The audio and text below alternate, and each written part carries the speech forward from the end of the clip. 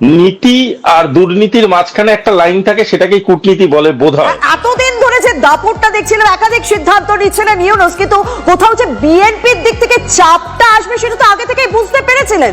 তাহলে এই মুহূর্তে দাঁড়িয়ে কি সত্যি এবার পদত্যাগ সময়ের অপেক্ষা ইউনূসের? তাহলে বাংলাদেশের পরিস্থিতি কোন দিকে যেতে পারে? দেখুন, যেই সিনেমার না ট্রেলারটা অনেক বড় সড়ো হয়, সেই সিনেমা অধিকাংশ সময় ভীষণ ঢপের হয়, এবং ইউনূসের এই গোটা রাজ্যপাটটাই হচ্ছে সেটারই একটা বড় উদাহরণ। ইউনূসকে নেওয়া হয়েছিল একটা পলিসিগত চেঞ্জ আনার জন্য, ইউনূসকে নেওয়া হয়েছিল একটা রাষ্ট্রীয় পরিকাঠামোর ইমেজটা চেঞ্জ করার জন্য। ইউনূস যবে থেকে পাওয়ারে এসছে আজ পর্যন্ত একটা ফরেন পলিসি ঠিক করেনি, একটা এডুকেশন পলিসি ঠিক করেনি, একখানা ইকোনমিক পলিসি সে রেফার করেনি। তার কারণটা হচ্ছে ইউনূসের লক্ষ্য একদমই আলাদা ছিল। ইউনূসের লক্ষ্য ছিল বাংলাদেশের বিভিন্ন রকম রাষ্ট্রীয় পরিকাঠামোকে কাজে লাগিয়ে বিদেশি ইন্টারভেনশন ঘটানো, যেটা শেখ হাসিনার সময় বিভিন্ন রকম ভাবে বাধাপ্রাপ্ত হয়েছে।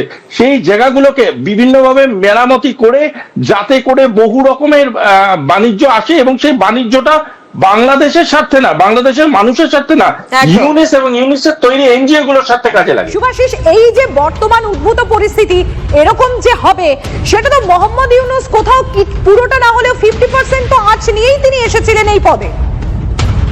দেখুন, যে মানুষ নিজেকে টুলিং সিস্টেমের মধ্যে একটা এন্ট্রি ঘটায়, সে জানে যে আগুনের সাথে সে খেলছে, যে কোনো মুহূর্তে সে আগুনের ছিটে তার গায়ে লাগতে পারে।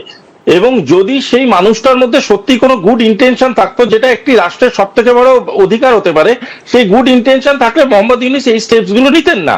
আজকের ডেটে দাঁড়িয়ে বাংলাদেশের সব থেকে বড় ওষুধ যেটা তাদের দরকার, সেটা হলো পলিটিক্যাল সলিউশন। সেই পলিটিক্যাল সলিউশন একমাত্র দিতে পারে পলিটিক্যাল ভোটিং। সেই পলিটিক্যাল ভোট বা পলিটিক্যাল সলিউশনের দিকে বাংলাদেশকে এগিয়ে নিয়ে না গিয়ে শুধু ভারত বিরোধী ন্যারেটিভ তৈরি করলে বাংলাদেশের কোনো উন্নয়ন বা উন্নতি হতে পারে না। সেই জিনিসটা খুব ভালো মতনই জানেন।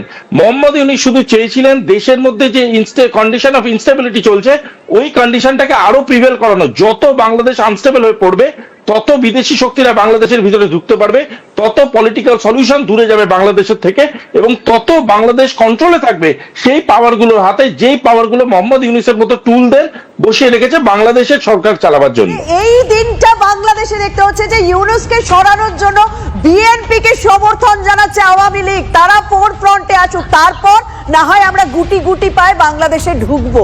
কিভাবে দেখছেন শুভাশিস দা? দেখুন, আমি দুটো কথা শুধু বলবো, এই ব্যাপারে বিশেষ বিশ্লেষণে যাব না। প্রথম কথাটা হলো, নীতি আর দুর্নীতির মাঝখানে একটা লাইন থাকে, সেটাকেই কূটনীতি বলে বোধহয়। আর দ্বিতীয় কথা হলো যে সবারই শরীর খারাপ হলে লন্ডন কেন যায়, এটাও আমার একটু জানার বিষয় রইল। কারণ সব সময় যখন দুজন পার্টি দুজনের সাথে হঠাৎ করে মিশ্রণ ঘটিয়ে একটা অসাধারণ জেলি তৈরি করার চেষ্টা করছে, তাহলে বুঝতেই হবে সেটাই হয়তো at this point of time বাংলাদেশের জন্য শ্রেষ্ঠ ওষুধ। এবং যদি সেটাই শ্রেষ্ঠ ওষুধ হয়, তাহলে একরকম ডাইনামিক্সই বেরোচ্ছে, সেটা হচ্ছে পলিটিক্যাল সলিউশন। ইউনূস যেটা বোঝে না, সেটা হলো যে পলিটিক্স ইজ অ্যাবাভ ইকোনমিক্স, এবং সেই পলিটিক্সটা আজকের ডেটে যেখানে ইমপ্লিমেন্টেশন স্টেজে চলে গেছে, সেখানে কিন্তু পলিটিক্স এমন একটা হাঙর, যদি চায় সেখানে যে কোনো সাবজেক্টকে গিলে খেতে পারে, আর economics is one of them.